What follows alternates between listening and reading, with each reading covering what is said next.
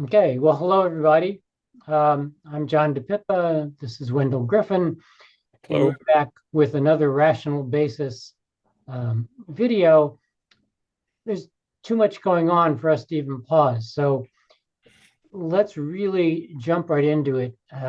Judge Griffen, this week, ICE agents shot a woman in Minneapolis, was caught on video. Seems pretty clear that it was an unjustified killing, and yet we're still divided by this.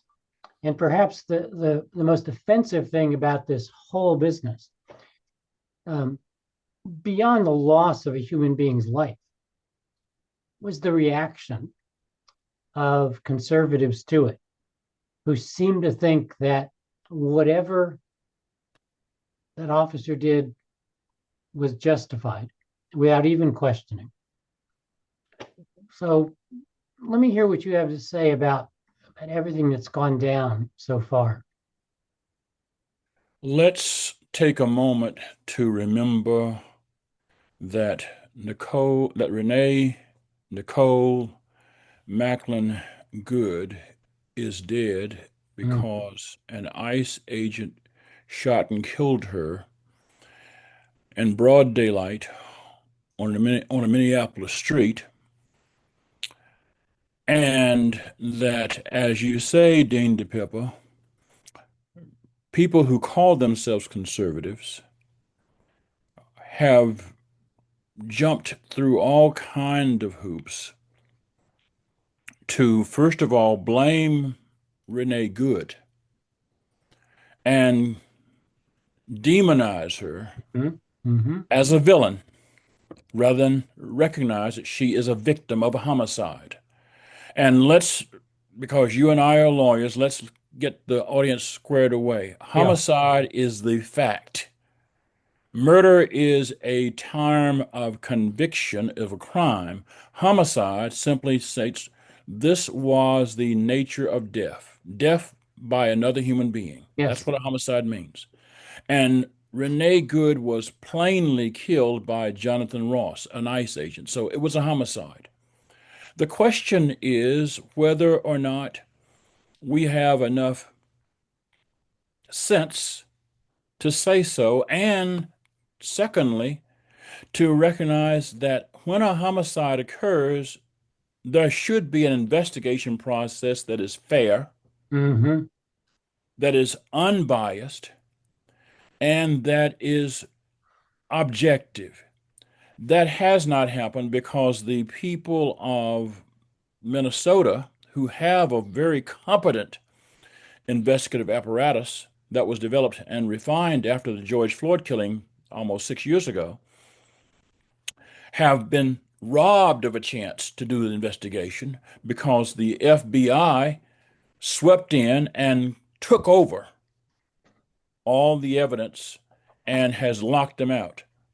And then to add insult to injury, the President of the United States, the Vice President of the United States, the Director of Homeland Security has have exonerated or purport to exonerate Jonathan Ross, the ICE agent who killed Renee Right. Good. Now that's what happened, and it's not right. Hmm. I mean, they preemptively. Well, here's the thing: if you want to trust that an investigation is objective, then you don't preemptively announce the outcome of the investigation.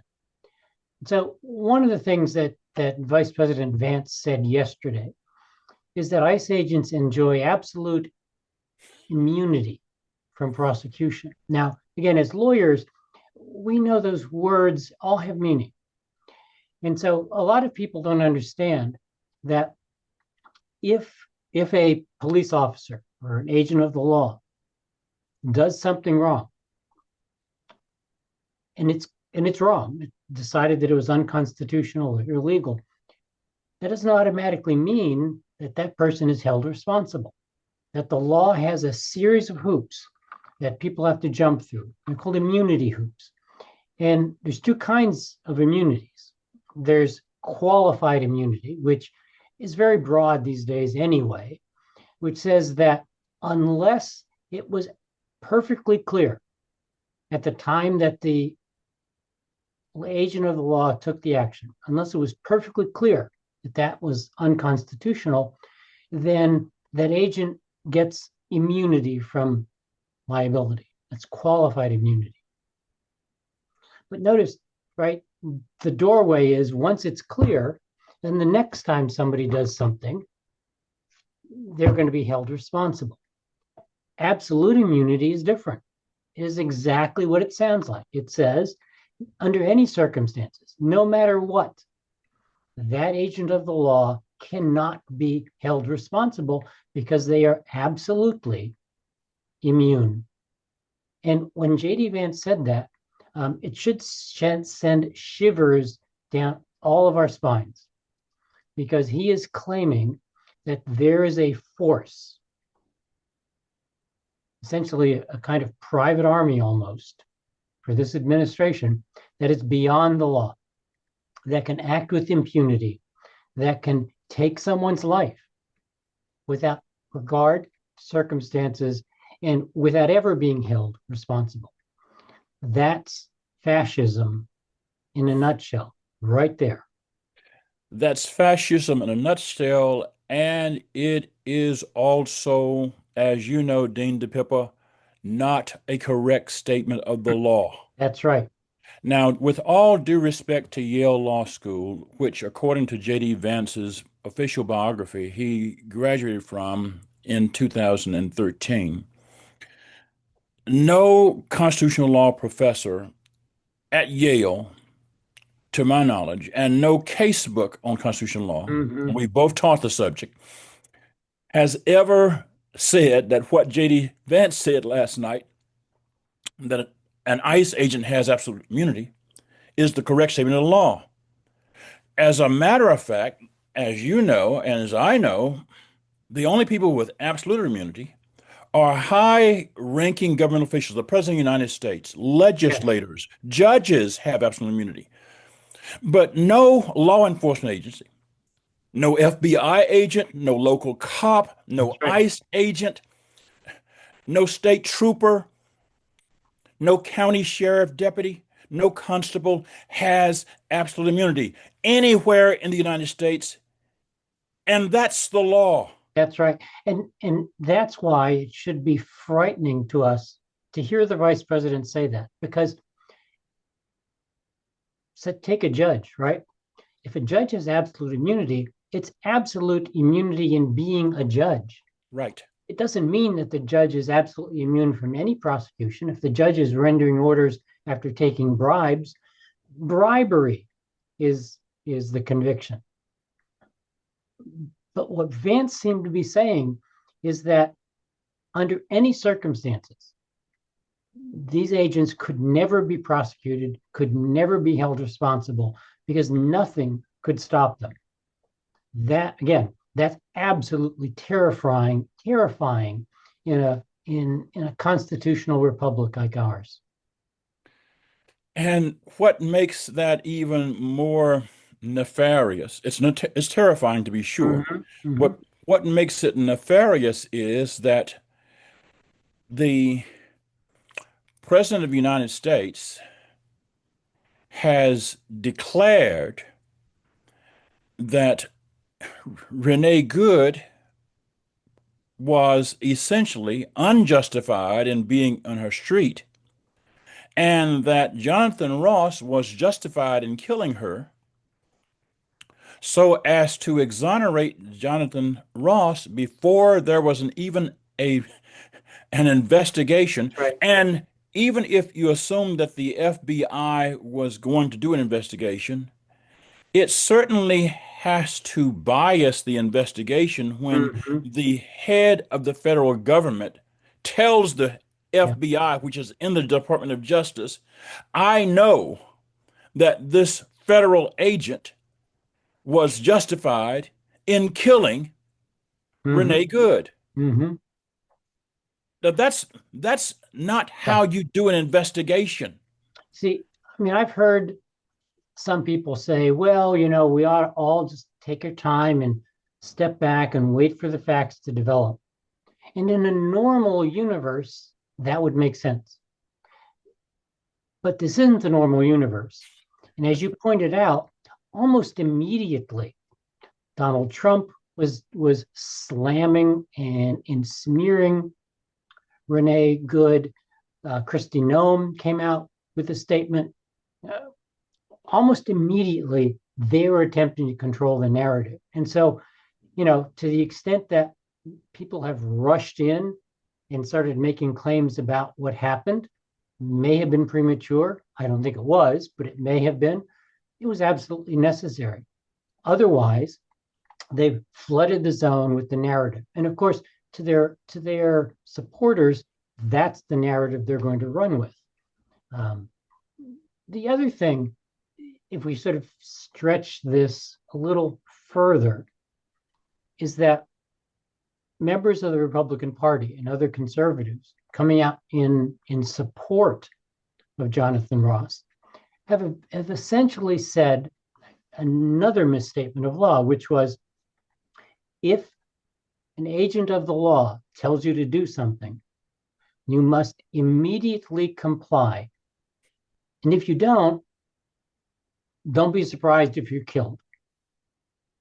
I mean, I'm paraphrasing what members of Congress have said, but Yeah. that's essentially their message, right? Yeah. Immediately comply, and don't be surprised if the officer shoots you. Truly amazing. It's truly amazing, Dean. And I will say this.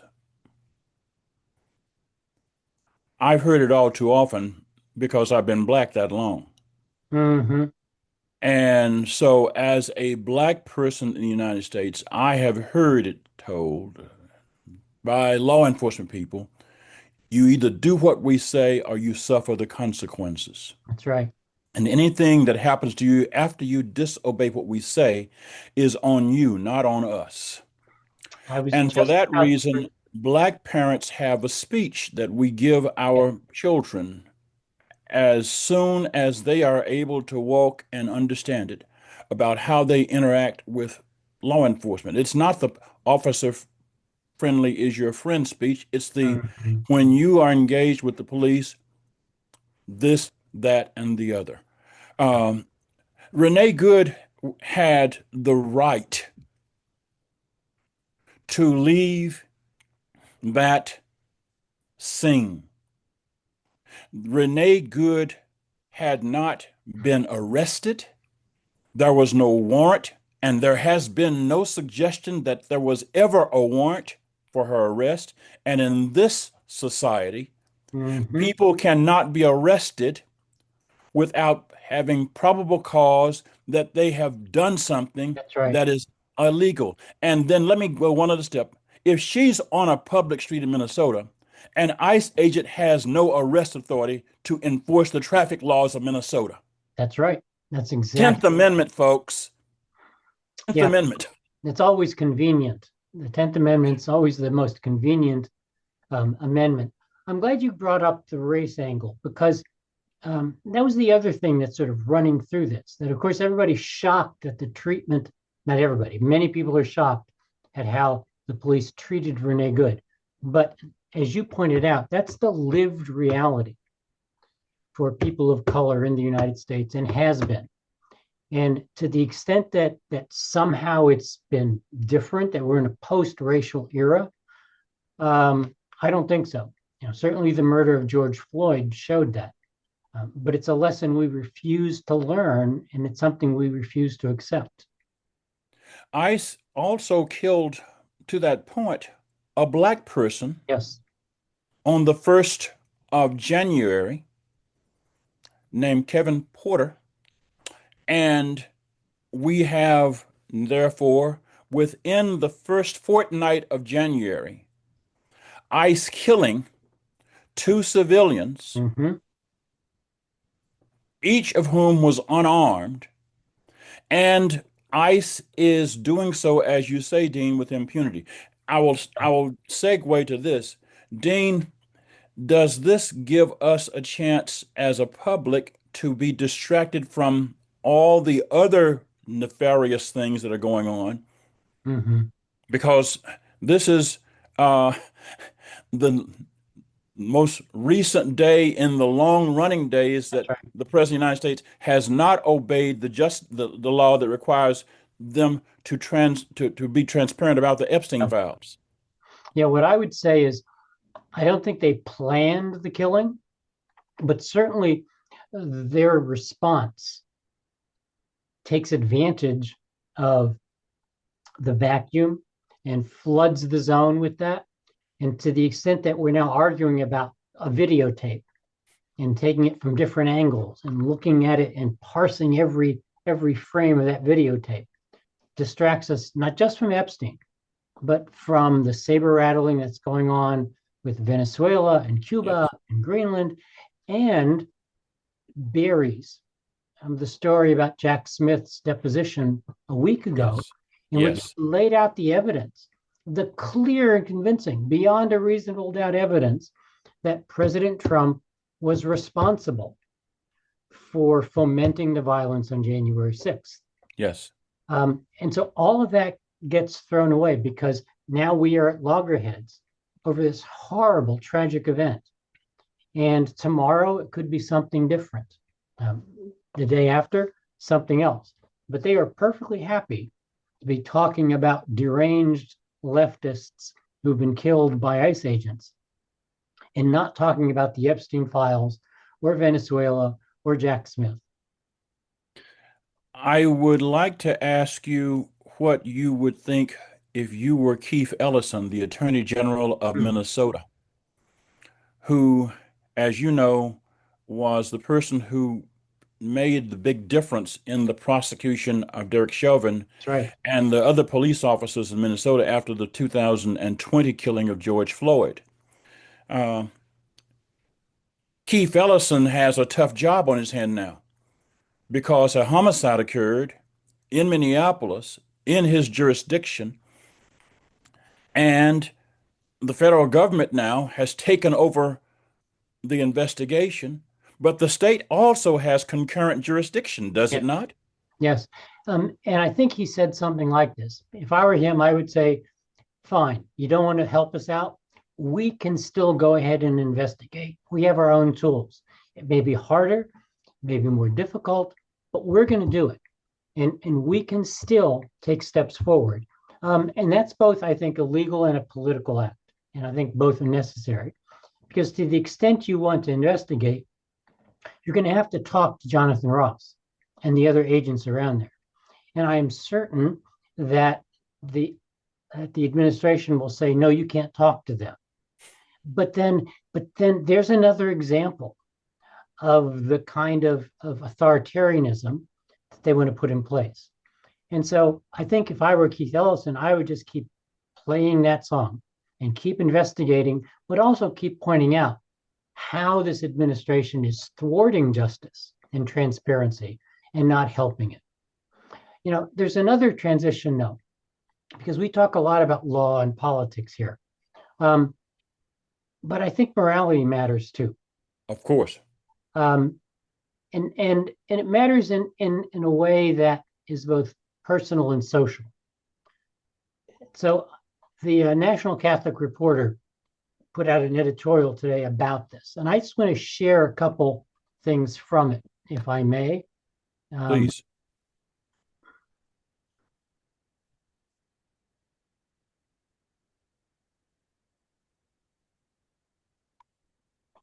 Well, of course, There we none. are. You're on screen.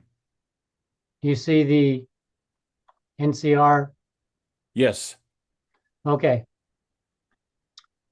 So here's the paragraph. From a Christian perspective, this is the heart of the crisis. The tradition we claim does not begin with the management of fear, but with the protection of human dignity. It does not teach that order justifies violence or that power is vindicated by its ability to dominate. It teaches that every human life bears an inviolable worth that no authority may suspend for convenience or control. Yale Law School should be embarrassed by J.D. Vance. The Catholic Church should be embarrassed by him too. I want you to read the following paragraph because I Yeah. think that paragraph is also instructive. Yes. When a society begins to treat lethal force as an ordinary instrument of governance, it has already surrendered something essential, not only justice, but imagination. It can no longer envision safety without coercion or authority without threat. Violence becomes thinkable, then acceptable, then routine. We keep saying this is not who we are, but is that true anymore? And then, Those those are profound words. And as you mentioned, we're now dealing with a routine here. that's right. ICE is routinely committing these kinds of acts. We mentioned Renee Good in Minneapolis, Kevin Porter in California, Oregon. We recognize that ICE is all over. ICE is in Arkansas, where we are. That's right. We are dealing with these situations and violence. And let's be clear, even the terrorism of ICE going up and down public streets uh, as if it is a vigilante band Yes. is violence. Yep. And what they've forced now is that violence becomes thinkable. And in Yes. many ways, they've collapsed the use of violence and force from foreign and domestic policy into one. So if you think about it, the justification for using force to go into Venezuela was to extract a criminal. The justification for sending ICE into neighborhoods is to extract these lawbreakers, these people who are here, as they say, illegally. Um, and each of those things is based on the idea that force is justified here because we are cleaning things up. And so it's the same thing, whether we're talking about Greenland, whether we're talking about Venezuela, whether we're talking about Minnesota or Chicago, it's the routinization of force and violence that is eroding our soul. It's eroding the moral core of our country. And that's in the long run. Maybe the Trump people are gone. In the long run, maybe we sort of slowly recover politically from it. But I don't know. I don't know how long it will take to recover from the wound, the moral wound that this has inflicted on the people of the United States and our country. I think, Dean DiPippa, when you talk about this on a moral scale, I keep thinking back to April 4, 1967, and a Mm, speech that Dr. Martin Luther King Jr. delivered at Riverside Church when he publicly came out against the war in Vietnam. And he talked about the need for a radical revolution of values. yes. And one thing Dr. King said, and this is never quoted by people who trot out Dr. King's quotes. He said, a nation that lives year after year constantly engaging in the kind of conduct you've just described is approaching spiritual death. Mm-hmm. And Mm-hmm. I have said from that context, sooner or later, people who court spiritual death and moral suicide find a way to destroy themselves. Yes. They find a way to destroy their democracy. And we are seeing in real time, on on video, Yeah. our nation being destroyed. It happened January 6, 2021. And this year, the President of the United States says, hey, it was a peaceful protest. It's happening now. We're being told Renee Good had it coming. That's right. And you can see how this idea that violence is thinkable and indeed acceptable as a means to an end, then you can see how it is just emptied out the soul of so many people in the United States. Read comments about, go online, read the comments that people make about Renee Good, and you see the heartlessness and the Yes. cruelty coming out. And so it leaves you sort of wondering, so what do we do? And this is the last quote I want to read from this. And it's the way the article concludes. And it says, the problem's real and it's exerting itself forcibly in public life. But the solution does not begin there. It begins in the recovery of belief. Belief that conscience matters, that community still matters, and that what we do together can still shape the future. A nation does not renew itself by force. It renews itself when enough people decide that moral exile is unacceptable and that dignity, once reclaimed, must be defended in public. And that requires, I think, on and on, it's going to require resistance. Yes. It's going to require us to do whatever we can, in whatever fashion we can, to make it known to people around us and to the administration that enough is enough, that we can't go any farther. We can't really wait till November. It has to happen now. It has to happen now. It has to happen every day in each of our lives. And we have to recognize that this cannot be ignored. Mm-hmm. It cannot be normalized. We cannot put our heads in the sand and say, well, if I watch enough TV, or if I turn on my favorite videos, or if I do my favorite video games, then it'll all be over. No, this is how a democracy is destroyed.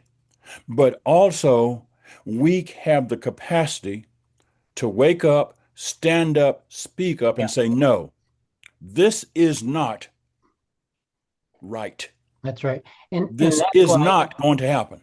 and that's why it has to be more than I think asking or sending angry letters. Those are important.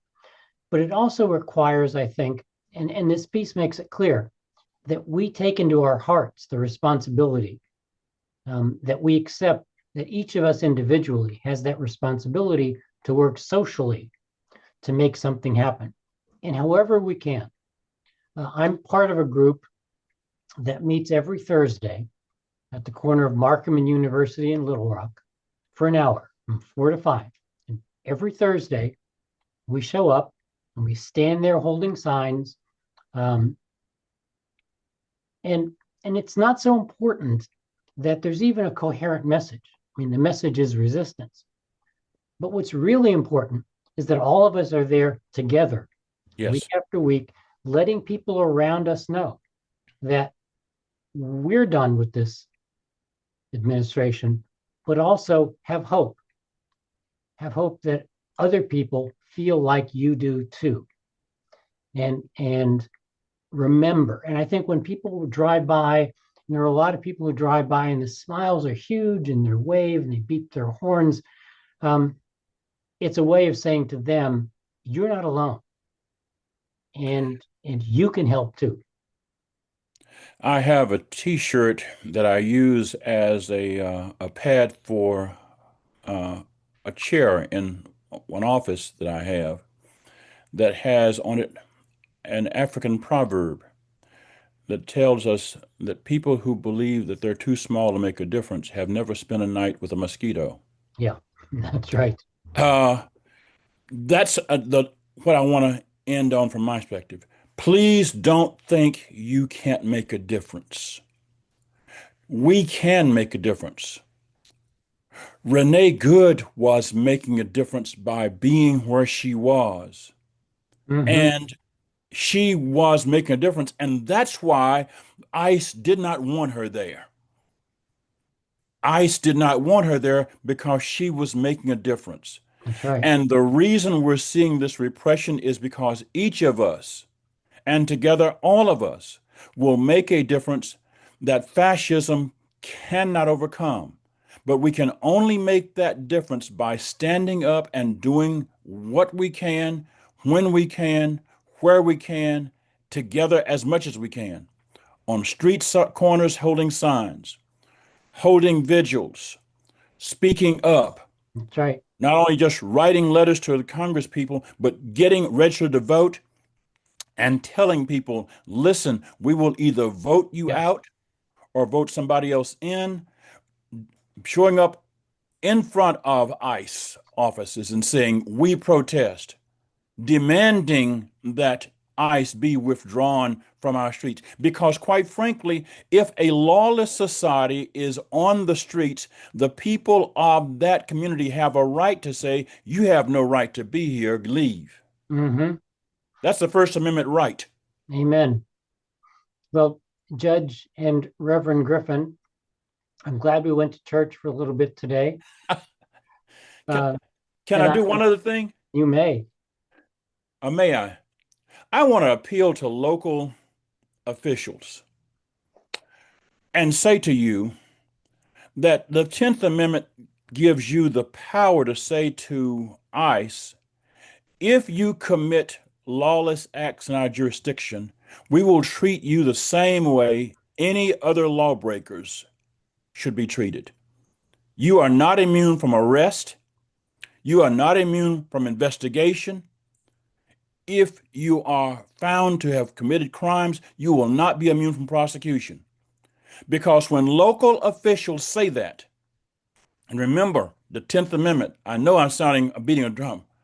When local officials say that, together or separately, ICE has to recalibrate.